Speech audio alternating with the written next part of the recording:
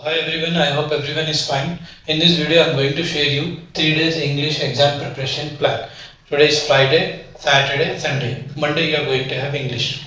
So in these 3 days, you can score maximum if you are following this plan. Okay, day 1, what you are going to do? Passages you are going to do. Okay, seen and unseen passages and poster study skill. Poster everyone aware, study skill means bar graph, the pie chart, whatever it is. Okay, flow charts also will comes under the study skill. In day 2, you are going to do notice, invitation, message, diary entry. Okay, while going with notice, invitation, message and diary entry, first you give the preference for the formats, how to write, what to start, date, time, venue, as per the plan. Okay, then coming to the day 3, these are the major discourse, letter, description, close. Close means what? They'll give you the 4 options A, B, C, D. Which one is correct? You need to identify as per the English grammar. Then editing is nothing but errors.